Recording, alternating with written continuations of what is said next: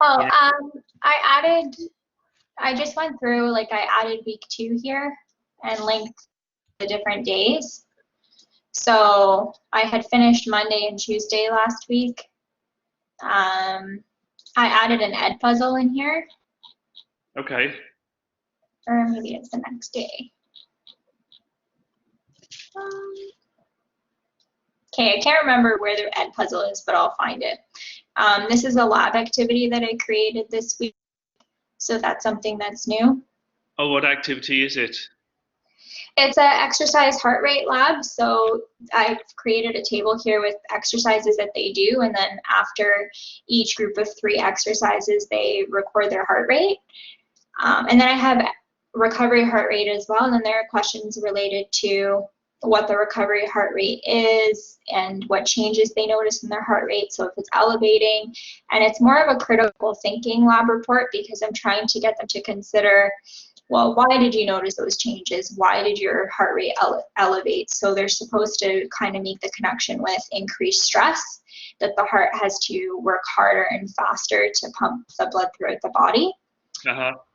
And then I've also asked them questions about recovery heart rate. So do you think it's better if the heart rate decreases faster after exercise, so that they can realize that you're healthier if your resting heart rate goes down a lot quicker after exercise? So some critical thinking questions there. Okay, so then, yeah, sorry, go on. And then they can submit it to the classroom from here. So does that, what does that do? Does that generate each of them their own copy? So in the classroom, I've generated their own copy, and then this will just take them to the actual classroom here, where Okay.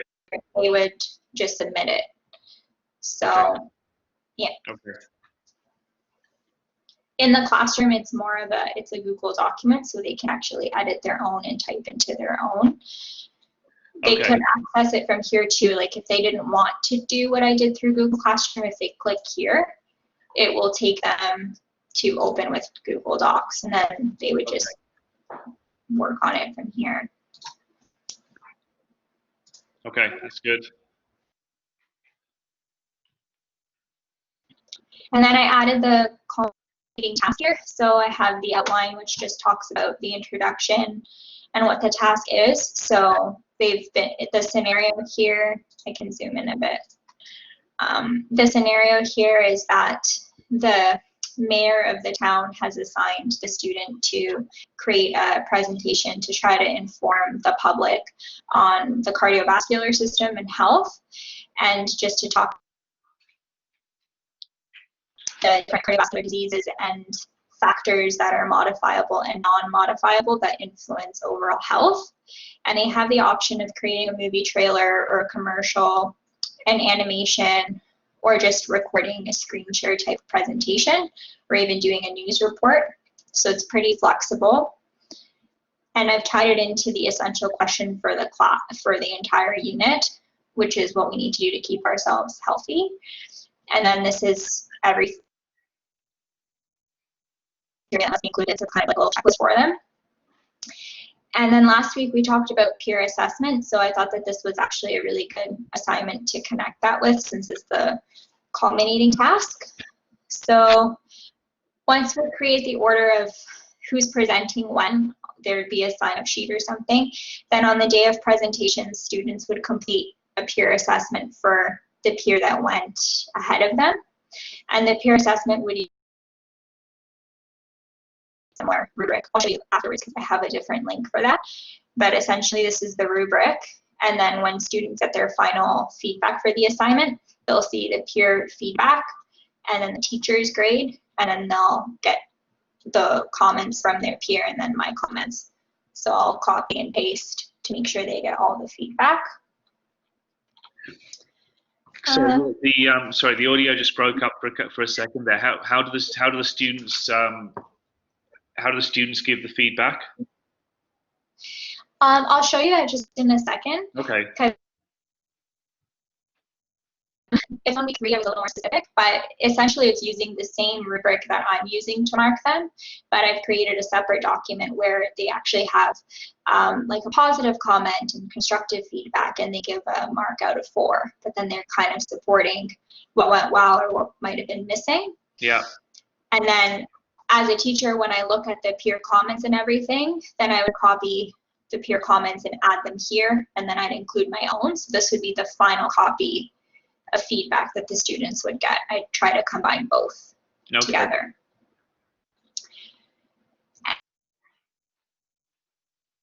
And the day after we do a live Google Meet and I talk to them about what the assignment is, then I created a little bit of a template for them to help them with their planning. So they'd write what type of presentation they're doing, if it's a trailer, commercial, whatever they decided, and then they can talk about, consider the technology they'll use. And then I've broken down the criteria here so that they shouldn't miss any of the criteria because of how I created the plan, but you never know. So cardiovascular disease 1, description, causes, and then number 2. So they'd fill this in and submit it to me in the classroom.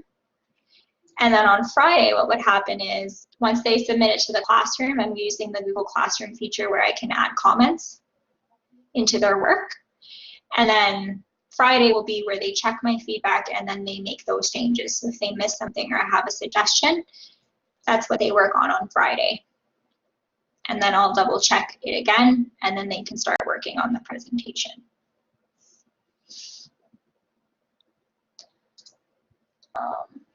That's great. And they have an option for the medium for the presentation?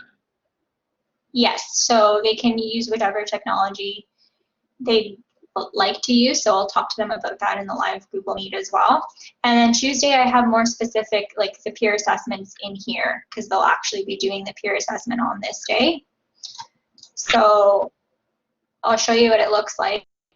For each category, they would highlight the level that they're assigning for their peer, and then they'd put a numeric value here. So if it was 3.5, they'd put 3.5.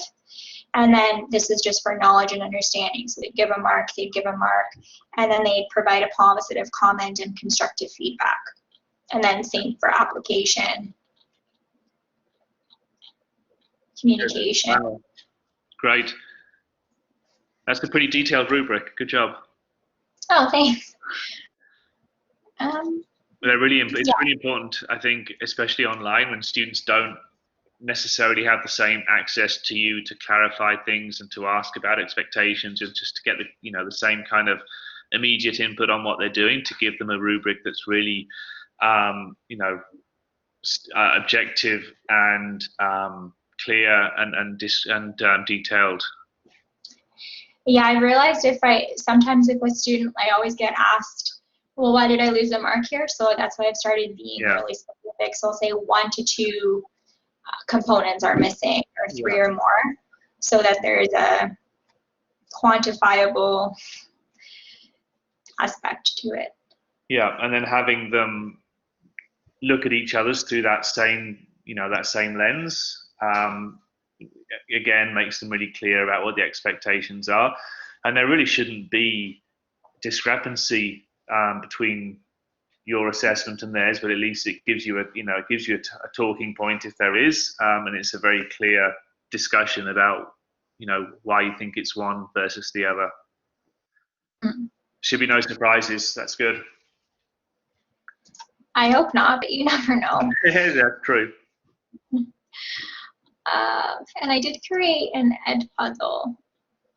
Just have to find it. I made 2 actually. One was using an existing video that was on YouTube, and then the other one I filmed on my own.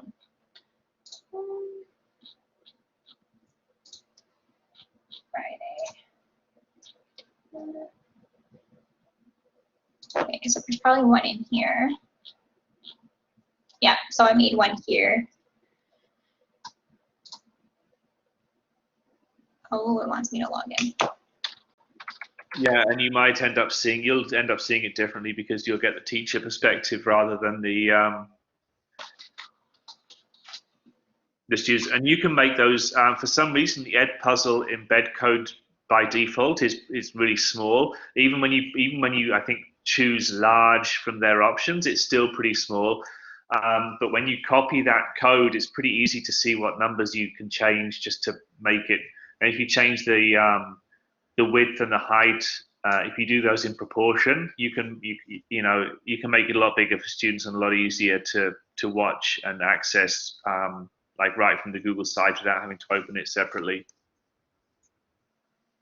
Okay, so I can do that, like maybe put it across this way. Oh yeah, actually you can probably just drag it. Actually, yeah, you might just be able to drag it in Google Sites. I forgot how easy they make everything.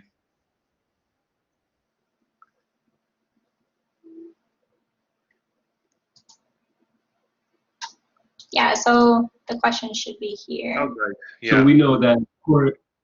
Yeah. Great. I think that's it. And what did you? And you said you did one with your own video as well. Yes. Just don't know where I put it. Okay. How are you using Flipgrid there? In the last one? Yeah. Tuesday. Oh, so this was they had to select an article and summarize it, and then watch a TED Talk on the events of a heart attack. And then this Flipgrid ties into both of the activities. So watching the video and discussing the criteria. I don't know why it's doing this. That's what you'll always, yeah, it's fine. It'll get confused. Okay, there we go.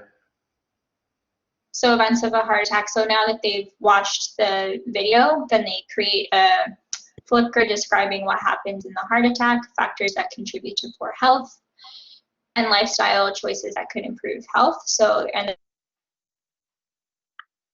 to discuss 2 habits that they've developed that are harmful to their cardiovascular health. So I'm hoping that they'll say, you know, sitting on the couch all the time, or even just sitting for a virtual school or whatever it is.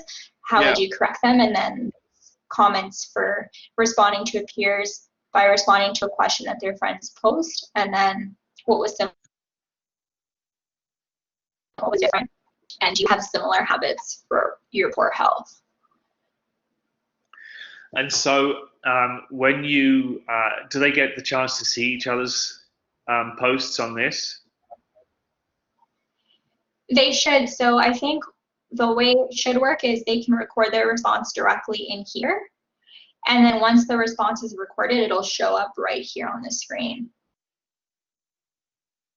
And everybody else's will show up there? Yeah, and week 1 is formatted a little better, I think. I don't know where anything is. You've got a lot. Here I go. I know. Here it's record a response. So I think it just shows up on this page, and then they can directly comment and record from here because it's embedded. Yeah. Yeah, you should look into that and just make sure that, I don't know if you, oh, there we go. You can just, okay, you'll see them. And will you see other responses? Okay. Yeah. Okay. Yeah, that's great. That's great. That's a nice, yeah, that's quite nice functionality, because you get, one of the things I don't like about VoiceThread is that, you know, you can set up something like this for the students to record their own VoiceThread, but they won't see each other's posts here, and you'll have to deal with that separately somewhere else. The fact that you can put one like window here and it gives students the chance to post their own and see everybody else's in the same place, that's nice. Mm-hmm. And my recorded lecture, I think, was on Sunday. This one. This is the one that I created. So it was like a simple type thing. Hello everyone, welcome to today's lecture. We are looking in. And then if we keep going. Talking about the tissues of the pelvic side common. Okay, so you just did an arranged slideshow and then turned it into, and then put the questions in. Yeah, and I used my cursor just to try to show them where the different structures are located. Great. What did you use for the to create that? It's called Screencast-O-Matic. Okay. Okay. And it just records my screen, so I was just going through the PowerPoint and talking, and it picked up. The program allows you to both screen share and show yourself talking, but because I was at work today and the internet was horrible, it couldn't pick up my camera for myself. So yeah. And does that say 5 minutes there? 5 minutes, yeah. Excellent. Spot on. So that's it from like what I've done for the week. Just submitting here. Yeah, that's great. And it's a really good example of how Google Sites can be used to just create a really easy to access, like, one-stop learning environment. And it looks engaging. You've got a good variety of tools. It's all really easy to access. It's well structured. Even if you can't find things right now, but it's really clear to the students where to go, what to do at what time. There should be there'll be no confusion from them. The link to Classroom works well. You've got the buttons set up well. Yeah, it's great. Good job. Thank you. And that's just my classroom. I didn't know if you needed to see that, but. And this is, that's kind of it's nice that you have this just as the back end. It all exists. You have all the functionality of Google Classroom, but you have this nice layer over the top that just makes it, a lot more accessible and pretty as well, and engaging.